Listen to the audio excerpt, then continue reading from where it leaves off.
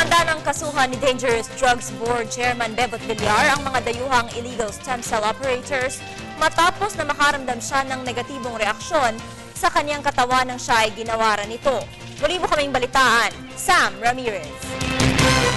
Formal nang naghain ng kaso si Dangerous Drugs Board Chairman Bebot Villar hinggil sa di umano'y fraudulent stem cell therapy na isinagawa sa kanya ng isang German at isang Thailander doctor noong June 2012 sa isang high-end hotel sa Mandaluyong.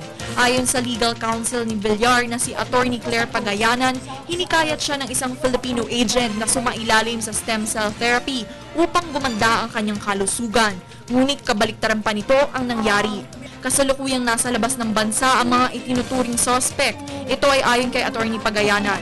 They are currently not in the country because they just come here to conduct the stem cell therapy. After that, they leave the country. Kakailanganin naman ng CIDG ng tulong upang matunton ang mga nagsagawa ng stem cell therapy kay Villar kung sakaling mapatunayan na sila ay may pananagutan. Hindi lang po interport to include their embassy para po makakuha tayo ng details and information with regards sa mga mapapangalan ng tao ni Secretary Villar sa kanyang concern. Nagbigay naman ng babala si Dr.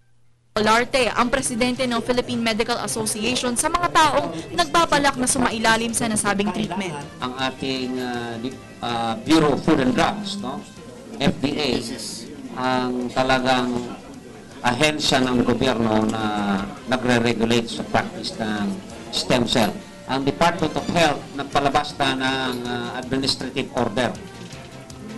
At nandoon nakalagay ang mga sino ang pwedeng magbigay ng stem cell, saan ang mga pasilidad, and kung anong klaseng stem cell ang pwedeng maibigay.